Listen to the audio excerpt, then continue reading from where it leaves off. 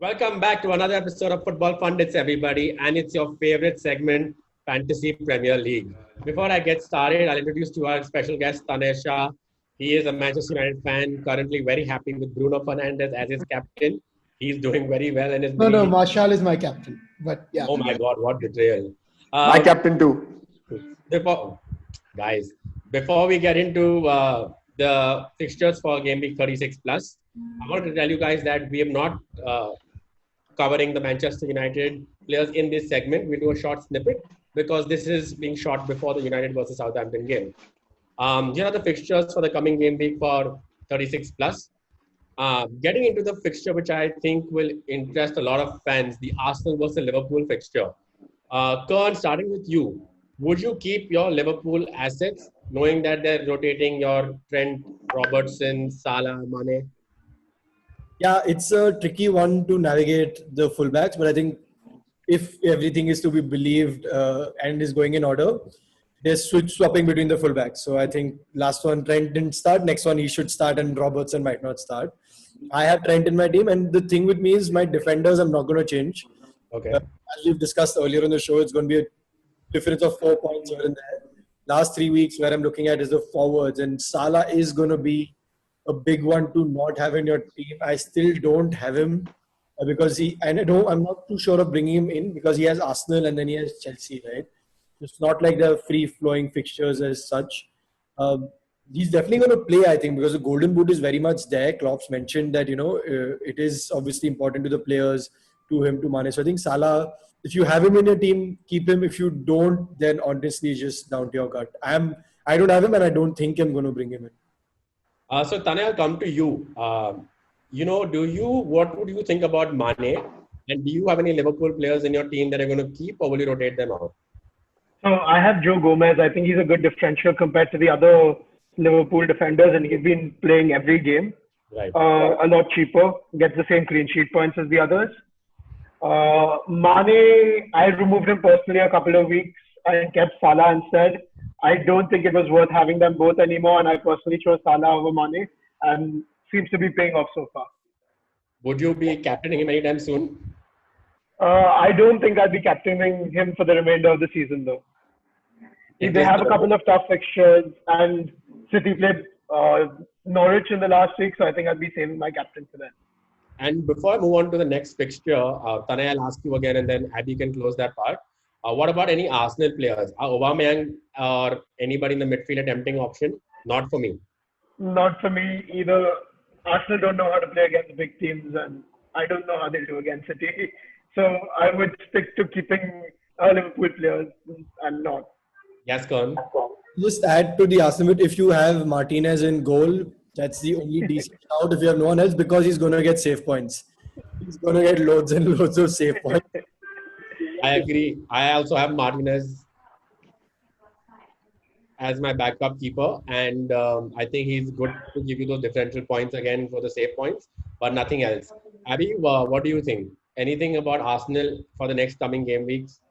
No, I mean, I'll agree with everything that's been said. I don't have anything to add there. In fact, going to the next fixture, right, which is Leicester Sheffield, if that's the one that we can discuss next, because from an FPL standpoint, it's actually a very tricky one. The reason being that I think everyone's going to have Jamie Vardy, or people who have Jamie Vardy hold on to him because he's been firing, and we said this 2 FPLs back that he's going to be firing. So this is a fixture to have him for sure, but this is where it gets complex. Like if you have those Sheffield defenders or if you have those Leicester defenders, I see this becoming one of those 1-1 kind of irritating sort of scorelines where there's not going to be much in this for too many of the players from each side. So I just say if you have Vardy, stick to him. Maybe not a bad idea to swap out a Leicester defender for someone else, or even a Sheffield defender out for someone else if you want to take a slight differential in defense and maybe go on and get some points elsewhere. It could be like a 1-1-ish is the way I'm looking at this fixture. That's an interesting point. Tane, do you have, would you take a Sheffield defender like currently an Egan or an Enda Stevens who are getting you those assists as well, right? They are getting the points, but again, Leicester, I don't know whether they're going to keep a clean sheet. I personally don't have them right now, but I'm not going to get them in either. I'm happy with the way my team is looking for the remainder of the 3 weeks. Karan, I know I saw you with that reaction. You had a Sheffield defender on your bench for 2 game weeks in a row, and you lost out on points. I've had again 3 weeks in a row, two of which he's kept clean sheets, scored a goal, and then I've lost some clean sheet spots again. I'm going to Abby on this, just seeing how this fixture goes. I think it's a very easy one for Sheffield to keep a clean sheet. The Leicester are in free fall right now. That last game was an absolute disaster. The stats of how the second half of the season for Leicester has been really bad, and Sheffield are finally finding some air under the wings, and they will be buoyed by the possibility of now actually getting Europa League football, which is massive for a club like Sheffield. I think they'll take that under the stride, and I think they're going to go back to their tight defenses and try and eke out a 1-0 or a 2-0 here. I kind of agree with Karan. I think if you have Sheffield defenders, firstly keep them.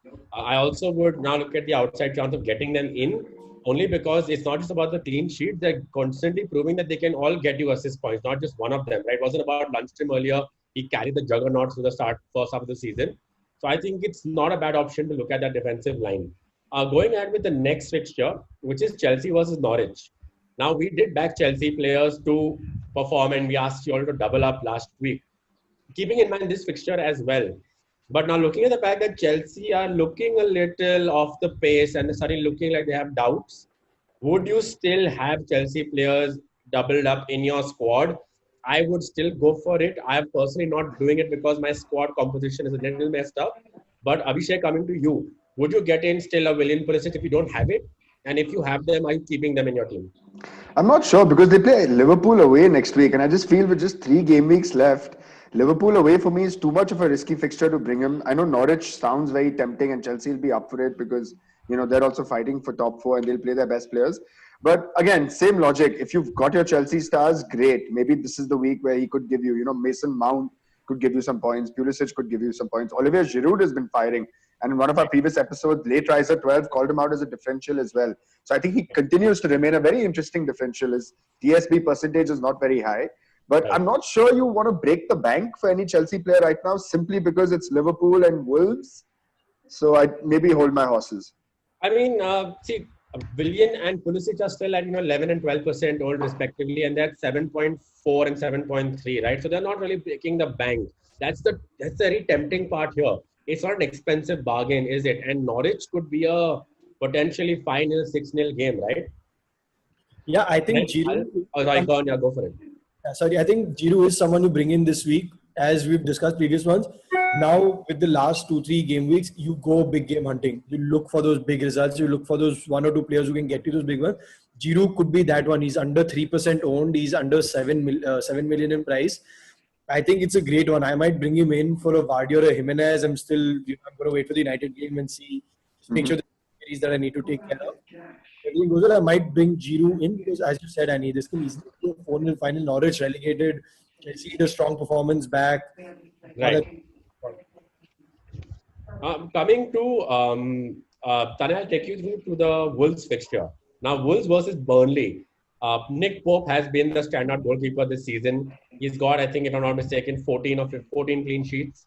Versus Wolves defense, who's rewarded the managers very well. Says, who's been a great differential since the restart and a little bit before. Doherty with some assists. I think it's a very interesting fixture because I don't see goals being scored. I do see a possible 0-0. Tanya, do you have Nick Pope in your team firstly? So Wolves Burnley should be a good fixture. I don't have Pope in my team personally. I do have Taylor. I'm going to hold on to him. He looks like a great defender to have for the rest of the season. Right? I think that's a great price to keep him at with the clean sheet. Exactly. At 4.3, they're keeping a lot of clean sheets. Looks like a solid buy. Wolves are looking very inconsistent. One game they look absolutely on it. Next game absolutely off it. So you don't know what they're going to come up with. With Burnley, at least you have some consistency. You know they're going to stay tight in defense. So I think it's a good time to hold on to the Burnley defenders. I'll just add one point. Wolves have actually looked better away from home than at home this season. If you look at their overall 35 games that they've played, they've had a better sort of record away from home. So that's the other thing to sort of keep in mind. They're playing Burnley at home, and Burnley are resolute in defense. Could very easily end 0-0, but that's a different... Yeah, but that's what I wanted to ask you, Abhishek. You backed Jimenez last week. Would you still back him this week, or would you ask your managers to maybe bench him or maybe take him out for Ings? coming in the next week's fixture? No, so if you brought Jimenez in last week, I'd say keep him, because if you are allowed only one free change, that's not the change you want to be making this game week, is where I'd come from. So if you've got Jimenez, Right. I wouldn't recommend taking him out. I think there are much better changes that can be made depending Right. on, you So know. we are going to agree that we should stick to our Burnley and Wolves assets, because very likely they will get you a draw, or the very least they pitch in with an assist, even the defenders. I would just say that prioritize taking off your Arsenal players right now is the way I'm looking at it. So if you've got an Arsenal player, if you're stuck with Nketiah, if you've got Saka or Aubameyang, I'd say maybe those should be your, even Chelsea, I'd say you should try and get rid of these players. Maybe Right. not this game week, but next one after Norwich. I'm just saying that that's Right. the priority, not Wolves. Wolves still can sort of run along with the kind of players that you have. Coming to the Southampton Brighton game, because I brought up about the interesting topic about. I know it's a little bit of a topic we weren't going to cover, but Danny Ings could be then the player you get in for an Jimenez if you want to take him out, right? Why not? He probably Brighton are shipping in goals.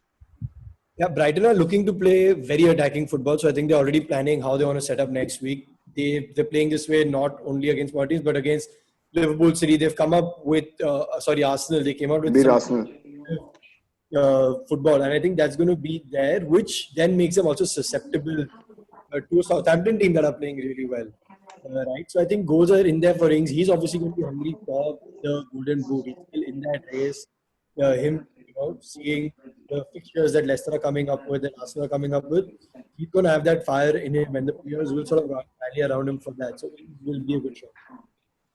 Okay, I think that's a good tight end to that bit. Let's go on to the Manchester City side. Their players, Pep Guardiola's rotation. He's come out and said that he's going to happily switch about 4 or 5 players in the squad. So the main questions are keep KDB, keep Foden. They've not given us good returns in the last 2 game weeks. Mahrez and Sterling have. It's a mind-boggling one. It's frustrating. It causes a migraine. Tane, what are you going to do with your Man City players? I am going to get Jesus in because he looks like the most likely starter from the forwards at least. KDB, you have to hold on to him. Also, if he comes on for 30 minutes, he could do some magic. Foden should play this week, didn't play last week. Definitely a great pick for this week. I'm about 90% sure he will start.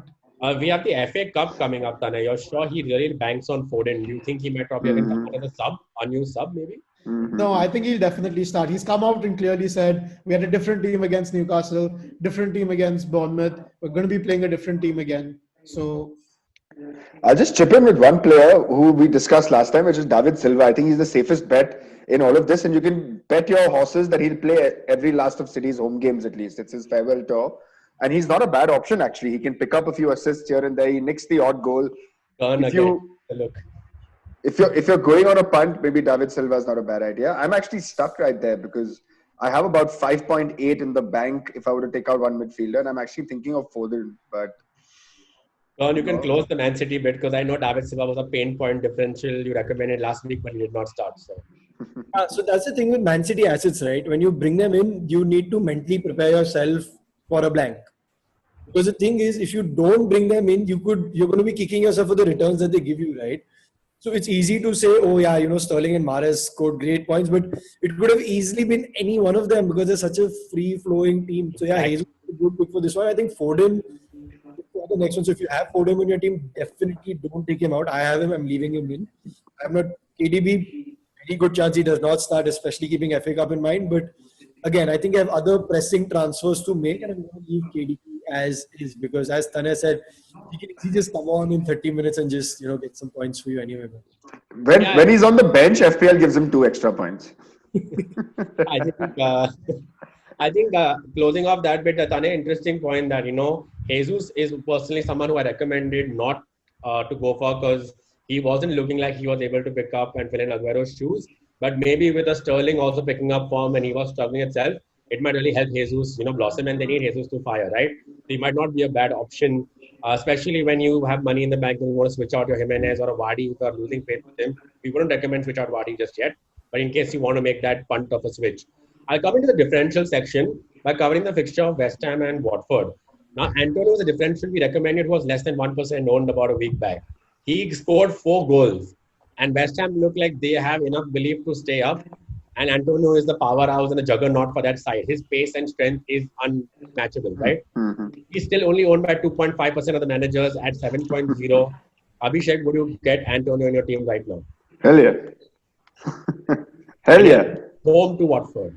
Yeah, hell yeah. He's in red hot form, and you know it's the curse that Kern and I spoke of earlier. So would I bring Antonio into my team? Yes, I can't say no. But would I want to bring any player who's just fired 4 goals in the previous game week? I always have this thing that when the whole world brings him for that subsequent game week, he's gonna be like yellow card and 55 minutes played, so like 0, and like that's the only worry. But yeah, logically, if your team demands it, and if Antonio fits your budget, I think he's a great pick. He's in red hot form.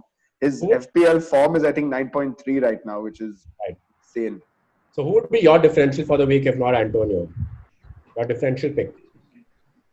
Yeah, so it's interesting. I spoke about Leicester Sheffield, and I said that it could be a 1-1 boring-ish kind of fixture. But my differential would be any of those Sheffield defenders. If anything, they'll probably just get that clean sheet and a 1-0 nick. So it could be any of those Sheffield defenders that you can pick. It's interesting because a lot of managers already have Sheffield players, the defenders on their bench and not in their team. So maybe it might actually work out against you. But that's an interesting one. Tanya, I'm coming to you. Who are differential players for this week? As I mentioned, Jesus, I think not many people have him, and I think he's going to start firing now. He has the players playing around him, so he's my differential pick for the week. God? Giroud. For me is Giroud, and I'm just going to add to the Antonio bit if I may. The problem is, as Avi said, yes, would you want to bring Antonio in? Definitely. The problem is midfield is so loaded. Who do you remove? You have to account for United assets, City assets, Liverpool assets, Chelsea assets. After all those players, where do you bring in a West Ham midfielder is the conundrum that I find myself in. Yeah. This is where I'm not going to bring him in because there's too much other firepower. For me, the differential would be someone who I took into my team last week and it paid off for me, Eric Garcia, 4.3, Manchester City centre-back. He was injured, unfortunately, in the Arsenal game, but he's back. It wasn't too bad. And looking at the way he's gotten John Stones back into the side along with Otamendi and alternating around, he's a good chance that, and he also was taken off in the 70th minute in the game against Newcastle. So it's a good chance he features in this game as well. And Man City defender is not something we've been telling our managers to go for. So this looks like someone who could really work out for you, 6 points. Because I'm looking at the midfield and the forward line, and no one's really convincing me enough, apart from an Antonio, to really go for it this week. If Liverpool was scoring goals, I would have said Minimao, but there's no guarantee there, right? So let's move on to the captaincy. I'm going to start the turn with you. It's a tricky one. I'm going to have to wait for the United fixture to really put this one down because we're playing Crystal Palace away. Yes, Crystal Palace have been decent, but the last game they had sort of a meltdown. They're done. Like the season's done. They don't have anything to fight for. So that might be a decent one to look at. The obvious one is City, man. I mean, City at home to Bournemouth is just too good to resist. I think if you have a City player in your team, just captain. There is. What about you, Tanya? I'm going to go for United player. Palace have lost their last 4 games. They've conceded 9 goals, scored only 2. I think it's going to be an easy one for United. Either Bruno or Martial. That's where the confusion lies. Yeah, I think that's an interesting one. Bruno or Martial is the confusion of it, depending on how many minutes they play before the FA Cup, right? One of them or two of them could not. Both of them could not start that game. It's very interesting to see what Ole does. Abhishek, what about you? Anthony Martial, simple logic. I don't think, like Pranil Sheth, late riser, told us the other day, I don't think we'll ever see a United number 9 playing in midfield at 8.3 price on FPL ever again in FPL history. So just for that logic, 3 games left. He's in hot form. He even touches the ball, gets a half assist. He's giving you 3 points. He gets half a goal. He's giving you 5 points, which which is a bonus for a striker. So Anthony Martial for me, like shut it and forget it type. Still game week 38. So I have 2 picks for me for captains. I'm going to go ideally for what Kern said. I do feel Foden should start. So I think I'm keeping Foden as a very good differential captain option completely. And if at all I feel like I'm taking too big a risk because in my mini league I've just about gotten out of the bottom and I like to stay out of that bottom part. So I might just go safe and go ahead with a United player. Like you mentioned, Anthony Martial. Because I believe that with the goals, he probably wanted to fire more. I believe Bruno could come off earlier. That's the simple reason. And before we close this segment, I want to talk about the chip usage, guys, because That's me personally. I still have 3 chips left, and I'm going to probably use my first chip this week, which would be the bench boost. Keeping in mind that we don't know which players are going to start with the FA Cup, they could play less time. I want to make sure that I get everyone from my bench involved as well. Tanay, I'll start with you. What are the chips that you have left, and which are you using this week? So luckily, I do have all 3 chips left. I am going for the free hit this week because I didn't have any Chelsea players in. It's great to have 3 Chelsea players for Norwich and then not have them anymore for the remaining 2 fixtures. So I'm getting in Aspie, I'm getting in Pulisic, I'm getting in Willian, and getting in 3 City players. They're playing against Bournemouth, and then getting in a couple of Spurs players because they play Newcastle, who look in terrible form. So then probably save my bench boost for next week. And triple captain, you have City playing Norwich last week, so use KDB triple captain. That's my plan for the remaining chips. So we won't come to Abhishek because we know he has no chips left, and This is my chip strategy. he doesn't deserve any mention in this segment. Karan, what about you? Do you have anything left, and would you use it this week or not? No, I have a free hit left. I'm going to keep it for the last week. As Tanay said, City play Norwich at home. And if you see the amount of recovery days that players are getting, the biggest one that they get is before game week 38. By then, you know who's relegated, you know who's going for what golden boot, which players are motivated. You sort of know who's going to start. So I'm going to use my free hit for the last game. So I have 3 chips left. Like I said, I have the triple captain left as well. I was confused between triple captain and bench boost this week. I would recommend maybe using your triple captain the week after. A bench boost would be recommended for this week if you still have it with you. Because the last game week, it's very tricky to know which players end up starting or not, who has what motivation, like our pundits have covered, right? It's not the right move to maybe leave a triple captain for the last game week. It's a little too risky. I think, you don't want to do that. I think we all had. I don't agree with you. Last week, triple captain against Norwich is going to get you. It's City against Norwich. Again, but you don't know who is going to start. You don't know who's going to play 40 minutes, 45 minutes, 50 minutes. It's you don't know for any City game. Be it only know for the next. Like you never know. Any game, it's going to be the last game week. Is just what I'm saying because of recovery days before and for nothing coming after that except for FA Cup final after a few days from there. Right, and before we close, I know we didn't give a mention or a shout out to them. Spurs assets would be again good to consider since I personally backed Son. I forgot to mention them. I personally backed Son last week and I kept him in and he got me the returns. So it might not be a bad idea, guys. Just want to mention, like before we leave, to keep a hold on to your assets. Doesn't make sense to take them out now. Beating Arsenal could hopefully buoy them into getting you the results you need, right? On that note, thank you so much for tuning in, joining us for this FPL Game Week 36 tips session. And we will get back to you with another small snippet for the United players which we not covered after this fixture is done. Let us know what you think about this segment. Leave comments. Hit subscribe. Put the notifications on. Don't worry, Abhishek won't be part of the next episode. All the PJs will be gone. And thank you so much for tuning in.